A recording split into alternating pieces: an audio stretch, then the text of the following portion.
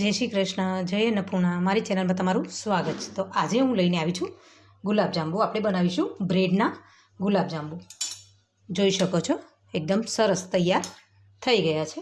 અને મેં અહીંયા એને તોડીને પણ બતાવ્યા છે. આવી રીતે એકદમ સોફ્ટ અને નરમ ગુલાબજાંબુ આપણા તૈયાર છે. તો આપણે વિડીયો હવે શરૂ કરીશું. તો આ બ્રેડ લીધી છે મેં અહીંયા 5 થી 6 બ્રેડ લીધી છે. આપણી રેસીપી શરૂ કરીશું.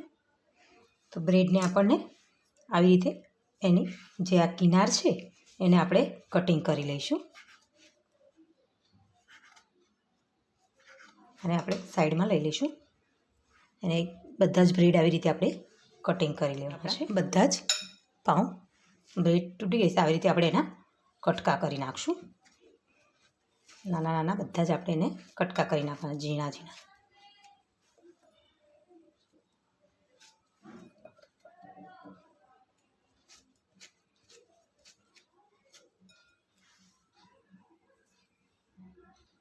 ચાલો એની અંદર આપણે મેં અહીંયા ફ્રેશ મલાઈ છે મારી પાસે, એ 1 ચમચી જેટલો મલાઈનો ઉપયોગ કર્યો છે.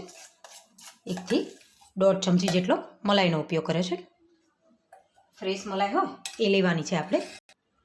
કોઈ મિલ્ક પાવડર કે કઈ વસ્તુની માવા બાવાની જરૂર વગર જ. અને મેં અહીંયા દૂધ લીધું છે. આપણે દૂધ મલાઈ નાખી હતી એની ઉપર આપણે આવી રીતે દૂધ થોડું નાખીને પછી લોટ આપણે આને બ્રેડને મચડીને બધી લોટ જેવું તૈયાર કરવાનું છે. એના માટે આપણે 1 કપ જેટલું દૂધની જરૂર પડે છે. જ્યારે બ્રેડ આપણી દૂધ બધું ઓબ્ઝર્વ કરી લે તો પછી આપણે એમાં વધારે પણ ઉમેરવું પડે તો ઉમેરી શકીએ છીએ. કે બહુ એમાં દૂધ નથી નાખવાનું આપણે. જો આવી રીતે આપણું લોટને બરાબર આવી રીતે તૈયાર કરી લેવાનો છે. તો એને આપણે રેસ્ટ આપવાનો છે.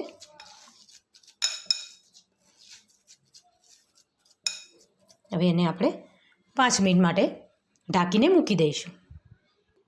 લોટને આપણે ઢાંકીને મૂકી દઈશું. અને હવે બનાવી દઈશું આપણે એના માટે ચાસણી.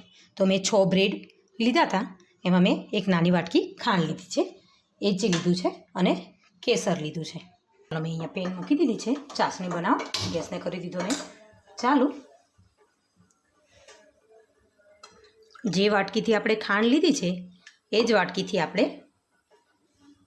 પાણી લઈશું. મેં આ જ વાટકીથી ખાંડ લીધી છે તો એ જ વાટકીથી હું 1 વાટકી પાણી લઉં છું.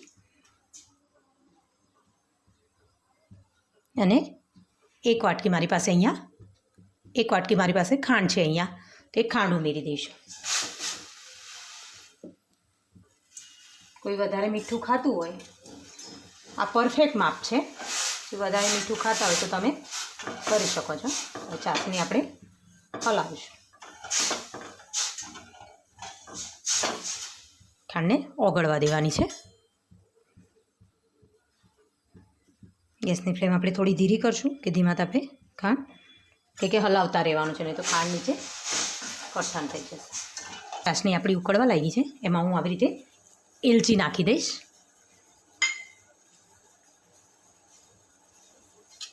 હવે આપણે બરાબર એને હલાવી લઈશું. હજી આપણે એને થવા દેવાની છે. 5 મિનિટ માટે આપણે એને બરાબર ઉકળવા દઈશું. આપણી ચાસણી તૈયાર થઈ કે નહીં.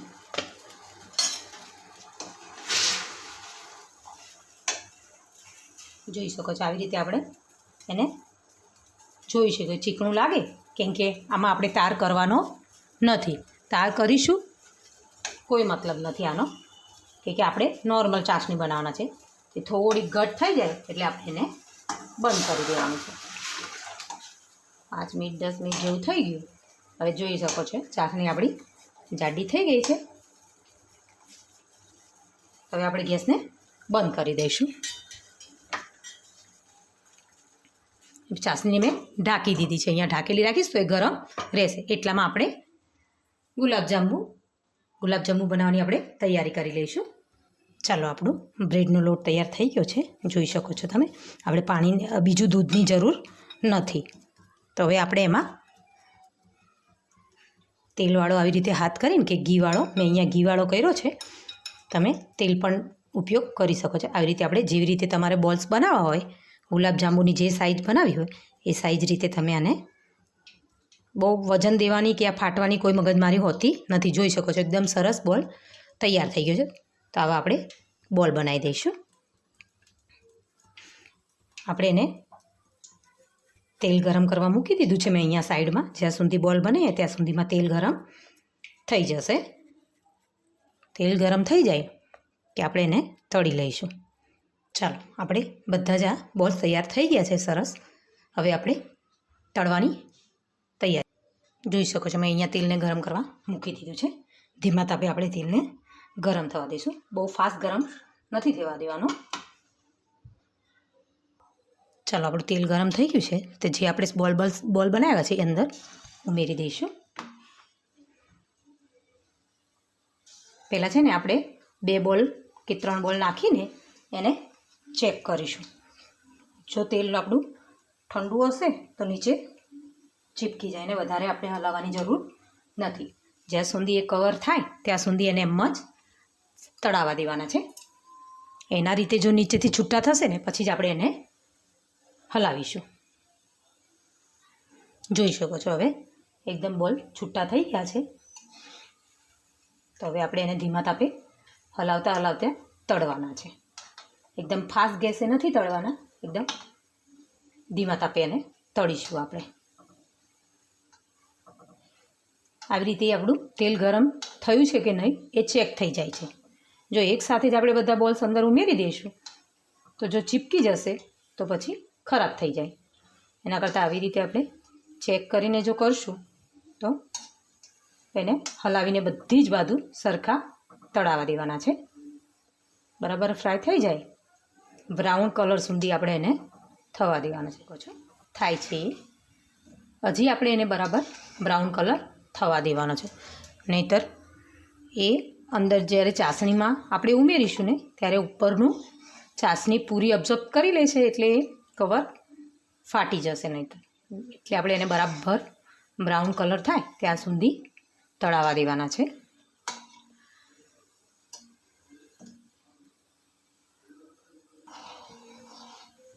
જોઈ શકો છો હવે આપણે બધી જ બાજુથી આપણા ગુલાબજાંબુ બરાબર તળાઈ ગયા છે. તો જે મેં ચાસણી બનાવી હતી એ ગરમ જ છે, આપણે એમાં ઉમેરી દેવાના છે. ગુલાબજાંબુ ઉમેરીને આપણે એને ઢાંકી દઈશું. એવી રીતે જ બીજા તળી લઈએ પહેલાં. પૂછો આવી રીતે આપણે એને હલાવતા રહીશું અને તળતા રહીશું. જો આપણું તેલ ઠંડુ થઈ જાય તો એને થોડુંક આપણે ગેસની ફ્લેમ વધારીને એને ગરમ કરી શકીએ છીએ. હું ધીરી રાખીશ ગેસની ફ્લેમ થોડીક, અને કન્ટિન્યુ એને હલાવતા જ જવાનું છે. જો તેલમાં તળાને જે કેટલા એકદમ ફૂલી ગયા છે. ચાસણીને આપણે ઊંડા એક વાસણમાં કાઢવાની છે. ઊંડું હોય તો ચાસણીના આપણા જ્યારે ગુલાબજાંબુ અંદર ઉમેરીશું તો એ અંદર ઊંડું હોય તો બરાબર અબ્ઝોર્વ કરી લે છે. એક ચાસણીને એક કાચના બાઉલમાં કાઢી લીધી છે.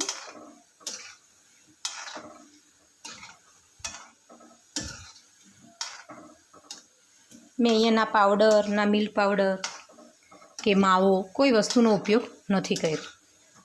જો જરૂરી નથી, તમે કરી પણ શકો છો. જો તમારે માવો ઉપયોગ કરવો હોય તો માવાનો પણ ઉપયોગ કરી શકો છો. એમાં મિલ્ક પાવડર પણ ઉપયોગ કરી શકો છો લોટ બાંધવામાં.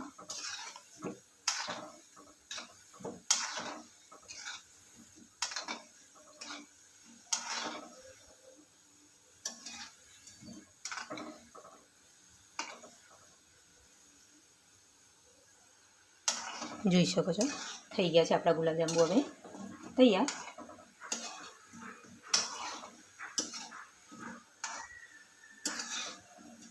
ગેસની ફ્લેમ આપણે કરી દઈશું બંધ. અને આવી રીતે બાઉલમાં મેં ચાસણીને કાઢી લીધી છે. આ બધા જ ગુલાબજાંબુ આપણે ગરમ જ એમાં ઉમેરી દેવાના છે. આપણે બધું જ ગુલાબજાંબુ એમાં ઉમેરી દીધા છે અને ચાસણી આપણી ગુલાબજાંબુને અબ્ઝોર્બ કરવા પણ લાગી છે. કે જ્યારે આ ચાસણી ગુલાબજાંબુ બધી ચાસણીને અપચૂપ કરશે એટલે ગુલાબજાંબુ નીચે બેસી જશે. હવે આપણે આને થોડીવાર માટે આપણે ફ્રીજમાં મૂકી દઈશું. ફ્રીજમાં ઠંડા કરીને ખાવાની મજા આવે છે.